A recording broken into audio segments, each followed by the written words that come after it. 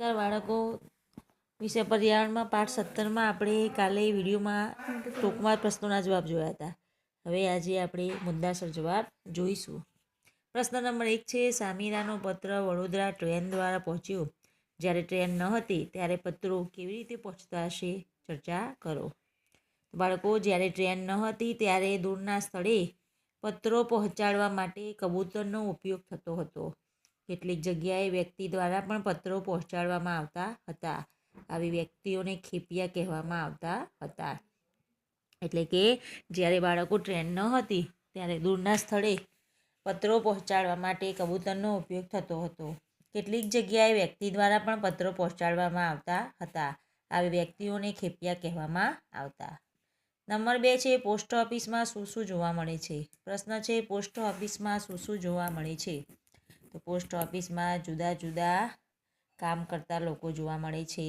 કેટલાક પ્રકારની બારીઓ જોવા મળે છે. એક બારી પર ટિકિટ, કવર, પોસ્ટ કાર્ડ વગેરે મળે છે.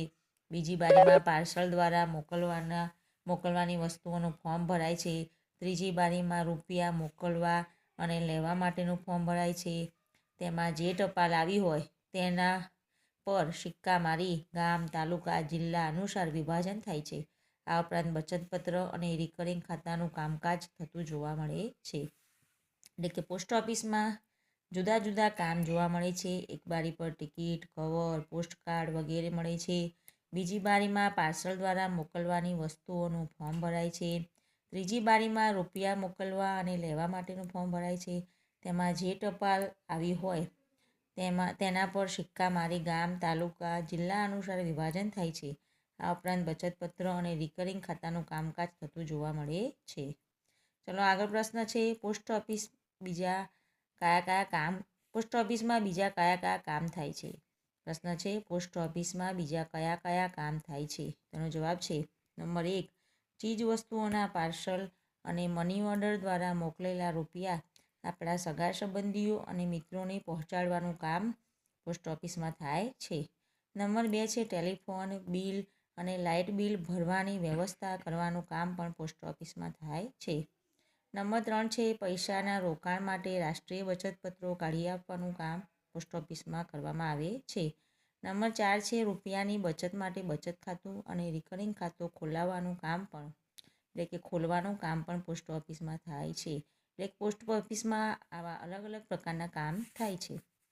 એક છે, ચીજવસ્તુઓના પાર્સલ અને મની ઓર્ડર દ્વારા મોકલેલા રૂપિયા આપણા સગા સંબંધીઓ તથા મિત્રોને પહોંચાડવાનું કામ કરવામાં આવે છે.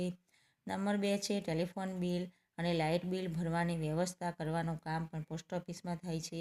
નંબર 3 છે, પૈસાના રોકાણ માટે રાષ્ટ્રીય બચત પત્રો કાઢી આપવાનું કામ કરવામાં આવે છે પોસ્ટ ઓફિસમાં. અને નંબર 4 છે, રૂપિયાની બચત માટે બચત ખાતું અને રિકરિંગ ખાતું ખોલવાનું કામ પણ પોસ્ટ ઓફિસમાં કરવામાં આવે છે.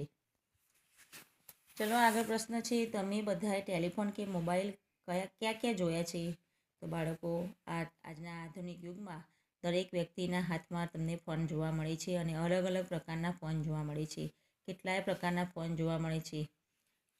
ચલો, તો એનો જવાબ છે કે હા, અમે બધાએ ટેલિફોન કે મોબાઈલ જોયો છે.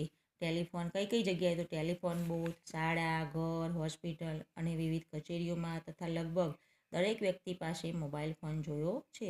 બાળકો, તમને ખબર હશે આજે કેટલાય અલગ અલગ પ્રકારના મોબાઈલો અને સ્માર્ટફોન જોવા મળે છે, આઈફોન જોવા મળે છે. આપણે કલ્પના પણ ન કરી હોય એવા પ્રકારના બધા મોડલ આપણને જોવા મળે છે. અને દરેક વ્યક્તિના હાથમાં મોબાઈલ જોવા મળે છે. આજના દરેક વ્યક્તિને મોબાઈલ વિના પોતાનું જીવન કેવું લાગે છે? નીરસ લાગે છે. એટલે કે મોબાઈલ ફોન એ એમની પોતાની શું થઈ ગઈ છે? જરૂરિયાત થઈ ગઈ છે. બીજી બધી જ વસ્તુ વિના ચાલે છે પણ મોબાઈલ ફોન વિના ચાલતો નથી. એટલે કે તમે બધી જગ્યાએ મોબાઈલ ફોન જોયો છે. ચલો આગળ પ્રશ્ન નંબર 5 છે, પત્ર લખવો અથવા ફોન કરો એ બંનેમાં તમને શું પસંદ છે? કેમ? બાળકો, આજના આધુનિક યુગમાં દરેકના જોડે ફોન હોય છે તો આપણે શું પસંદ કરીશું? ફોન જ પસંદ કરીશું. પત્ર તો ક્યારેય પહોંચે એની કોઈ નક્કી ગેરંટી હોતી નથી.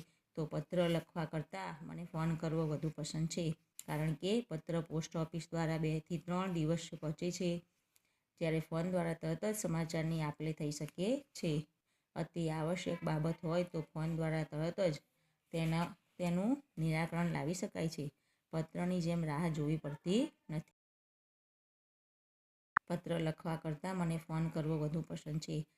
બધી જ વ્યક્તિ, દરેક વ્યક્તિને આજે શું પત્ર, આજના આધુનિક યુગમાં કોઈ પત્ર લખતું નથી. સંદેશા વ્યવહાર માટે દરેક લોકો શેનો ઉપયોગ કરે છે આજે? મોબાઈલ ફોનનો. અને હવે તો આપણે વિડીયો કોલિંગ સિસ્ટમ પણ જોવા મળે છે, કારણ કે આપણે શું એમાં સામસામે બેસીને પણ વાત કરી શકીએ છીએ. એટલે કે જ્યારે વિદેશમાં લોકો રહેતા હોય છે ત્યારે આપણે શું, ઘણા લોકોના સગા સંબંધીઓ વિદેશમાં રહેતા હોય છે, તો એ લોકો શું કરે છે, સામસામે બેસીને વિડીયો કોલિંગ દ્વારા એકબીજા સાથે શું કરે છે, વાતચીત કરી શકે છે. એટલે કે આજે આપણને શું પત્ર કરતાં શું પસંદ છે? ફોન કરવો વધુ પસંદ છે, કારણ કે પત્ર પોસ્ટ ઓફિસમાં જાય પછી 2-3 દિવસે વ્યક્તિના ઘરે પહોંચે છે, જ્યારે ફોન દ્વારા તરત જ સમાચારની આપ-લે થઈ શકે છે. અતિ આવશ્યક બાબત હોય તો ફોન દ્વારા તરત જ તેનું નિરાકરણ લાવી શકાય છે. પત્રની જેમ એની રાહ જોવી પડતી નથી. ચલો આગળ પ્રશ્ન છે નંબર 6. ટપાલ બીજા ગામ કે શહેરમાંથી તમારા સુધી કેવી રીતે પહોંચે છે? તો બાળકો આગળ આપણે શીખવાડ્યું તો એ રીતે ટપાલ પેટીમાં નાખેલી ટપાલ ગામ કે શહેરનો ટપાલી પોસ્ટ ઓફિસમાં લાવે છે. ત્યાં તાલુકા અને જિલ્લા પ્રમાણે ટપાલો જુદી પાડવામાં આવે છે. ત્યાંથી ટપાલ બસ કે ટ્રેનમાં આપણા તાલુકામાં આવે છે. તાલુકામાં આવેલી ટપાલોને ગામડાની જુદી જુદી પોસ્ટ ઓફિસ પ્રમાણે જુદી પાડવામાં આવે છે. પછી આપણા ગામની ટપાલ આપણા ગામની પોસ્ટ ઓફિસમાં આવે છે. ત્યાંથી ટપાલી આપણી ટપાલ આપણને આપી જાય છે. ચલો ફરીથી છે. ટપાલ બીજા ગામ કે શહેરમાંથી તમારા સુધી કેવી રીતે પહોંચે છે? તો ટપાલ પેટીમાં નાખેલી ટપાલ ગામ કે શહેરનો ટપાલી પોસ્ટ ઓફિસમાં લાવે છે. ત્યાં તાલુકા અને જિલ્લા પ્રમાણે ટપાલો જુદી પાડવામાં આવે છે. ત્યાંથી ટપાલી બસ કે ટ્રેનમાં આપણા તાલુકામાં આવે છે. તાલુકામાં આવેલી ટપાલોને ગામડાની જુદી જુદી પોસ્ટ ઓફિસ પ્રમાણે જુદી પાડવામાં આવે છે.